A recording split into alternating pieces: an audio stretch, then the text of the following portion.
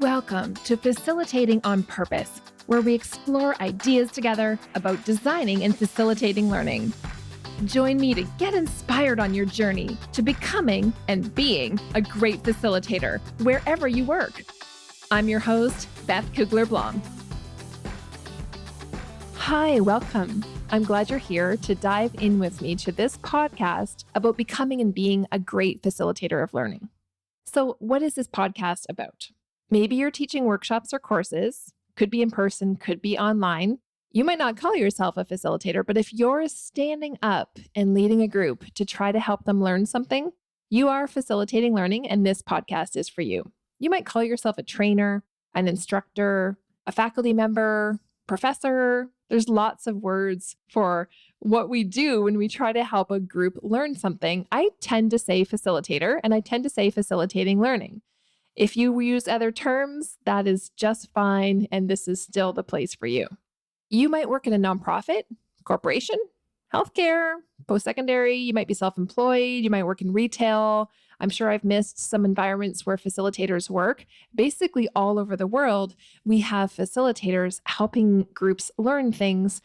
And these are the folks I want to bring into this podcast and tap into their brains, tap into their knowledge about how to do facilitation well, how to facilitate learning really well in the contexts where they work. And maybe I'll share a few things that I know too. When we start to facilitate, I think one of the normal things we tend to do is, because normally we've sort of fallen into the role, is we look around and we learn from examples of people around us. I know I did. Can you think of people that you've learned from as a facilitator? Maybe great trainers that you've had at some point and you thought, yeah, I want to do that. That looks good. I'm going to be like that. So we kind of start to look around and learn from other people. So there's this benefit to connecting with others who do this work, basically, essentially joining facilitation communities. And that's what I want to have here with this podcast. I want us to be like a facilitation community of practice where we can all share something and we can all get something from the conversations that I'm going to have. So this is what I'm hoping to have here, a place for us all to turn to keep learning about how to do this thing called facilitation better, more effectively. Keep learning as we do the work.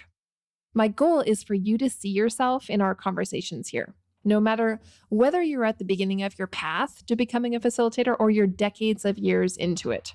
I know from my work with facilitators that new facilitators have a lot to teach and share. And so do people that have been doing it for a long time. So I'm hoping to talk with many different types of people. And so if you're new or if you're decades of years into it, you will have something to learn no matter where you are in your journey, because we all do. This is the wonderful thing about this field. We never stop learning about how to be great facilitators of learning, especially because a lot of us fall into the work. Like a lot of us don't actually go and get training to become a facilitator and then do the facilitation. We sort of follow into it first and then, do some professional development later. Not many of us, when we were young, said, oh, I want to be a facilitator when I grow up. That's not really a thing. The guidance counselors did not say, you are really suited to becoming a facilitator or a learning designer or whatever the field is, right? That's kind of related to facilitating learning. That didn't happen. So a lot of us fell into this work, kind of like I did, accidentally. And then we're just figuring it out as we go along, and we take some training, we take some workshops, and we talk with people and we figure out how to do it. Maybe you read a book or whatever. So I didn't say that to myself when I was young. Oh, I want to be a facilitator. But somehow I found myself here anyway, accidentally. But even if you've planned your entire career out to get to where you are today, and you knew you were going to be a facilitator from when you were really little, you're still going to feel at home here. It doesn't matter how you got here. If you're facilitating learning in some way, shape, or form, this podcast is for you. So you might be wondering why I decided to start a podcast. I mean, it's a big thing, right? It's not easy to just start a podcast. There's a lot to go into this. Well, for me, it's worth it because I want to keep learning and giving myself the opportunity to learn more about facilitation as the years go on. And then I thought you would too. And so that we can all do this together. Specifically, in the last couple of years, I've published a book called Design to Engage. It's a how-to book about how to design and facilitate workshops and courses. Writing the book was amazing. The process of writing it was fantastic. It actually was wonderful. And I didn't see this coming, but it gave me the opportunity to look back over my career and kind of figure out how I got to where I am today. I saw this arc of kind of starting out as a presenter, going into being a trainer, then becoming a facilitator. I realized that while writing the book. And I'll tell you more about that in a bit. But one of the things I did when I wrote Design to Engage was interview 30 facilitators across Canada about what they thought about facilitating learning. And I really loved those interviews. I have this binder that is like 2 inches thick of double-sided typewritten notes from all of the interviews. It just was hours and hours and hours of great conversations about facilitation. And I enjoyed that so much. I got thinking about it going, how do I get more of that? How do I create more of that learning for myself and then turn that around and give it to others? And of course, the podcast was a natural thing to think about. And that's why we are here today and you're listening to me about starting the podcast with this first episode. So it's one way for me to keep learning and to bring that learning to you as well. I couldn't have predicted what my career has ended up looking like, but let me share just a little bit of it with you so that you know a little bit about who I am and how I got to where I am. Currently as a facilitator and a learning designer, as a self-employed person in this field. The very short story, hopefully, is that, I was growing up and my parents were teachers. And so I wanted to be a teacher. I think that probably happens to a lot of teachers' kids. And when I started university, I was thinking, yeah, I'm going to be a teacher. And I ended up doing a history degree with a business minor. The weird thing is that I actually got derailed from the plan to be a teacher somewhere along the way. My mom had a couple of little small health issues that they attributed to stress from her teaching job. And she's fine now, but there was something as I look back on it, I think around that illness that made me think, ooh, being a teacher is actually stressful. And so I wasn't conscious of it, but I decided not to go that route. And when I graduated from university, I just sort of fell into administrative type jobs. I worked at the University of British Columbia for a while and other jobs in nonprofit and so on. The first thing that someone asked me to do was be on a panel and, make a presentation as part of a panel. You can picture it, right? Like we sit at those 6-foot tables and there's kind of me and 3 other people. And I got a tiny little taste of teaching, I guess, through this panel presentation. Somehow over the years in the various jobs that I had, I worked in a nonprofit environment, I worked in a municipal government environment, and I kind of just fell into getting up and training people in different types of things. Eventually, when I got to the volunteer center, I worked at Volunteer Victoria here in Victoria, BC for a number of years. I became a coordinator of other people training. I used to hire trainers in that role. And over the years I was there, I became a trainer myself, and volunteer management became my topic. And one of the things that is sort of funny that I started a master's degree and finished a master's degree in adult education. Basically, when I started, I didn't really know what I was going to teach. Like I just was interested in the field of education, but I had no content area for a while.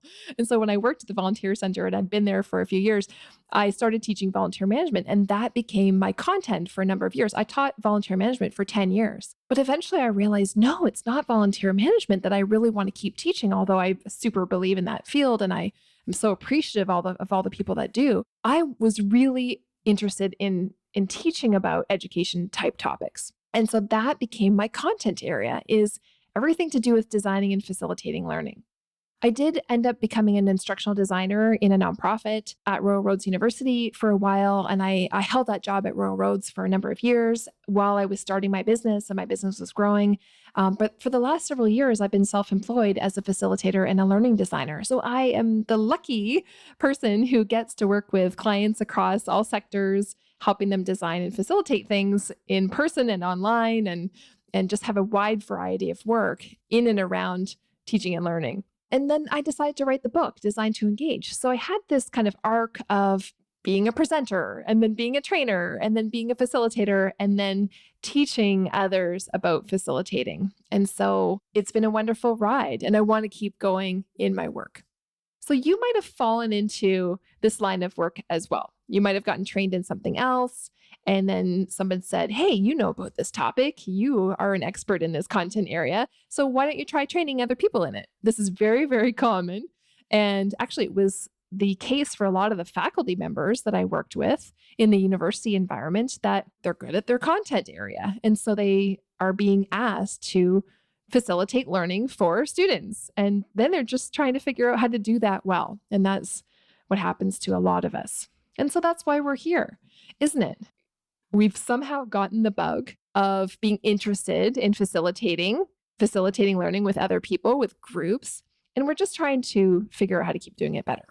So I hope you can tell I'm totally inspired by the field. One of the great things about it is that there is always something new to learn. And that's why we're here. That's why I'm starting a podcast. We learn from each other. I love this sort of abundance mindset that can we all just support each other to get better? That's what we should do. We can share and learn always and not hold knowledge tight, but to share it and release it freely with others. You have your own path that you're on, no matter what you call yourself, facilitator or not. If you are doing the work that we've been talking about, standing up and helping groups learn something, this place is for you.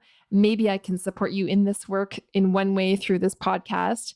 I think you're going to need a place to turn to keep getting ideas and to stay inspired in the work. We all need this. I need this. You need this.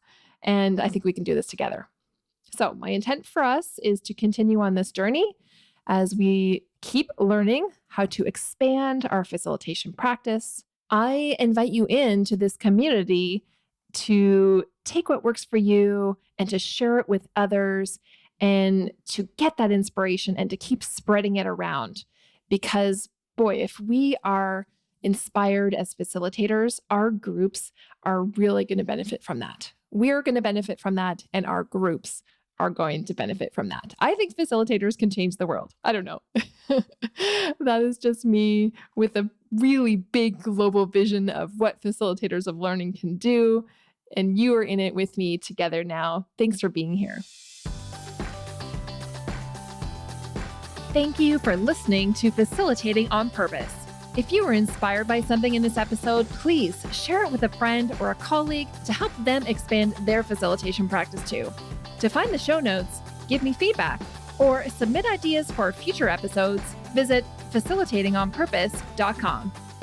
Special thanks to Mary Chan at Organized Sound Productions for producing this episode. Happy facilitating!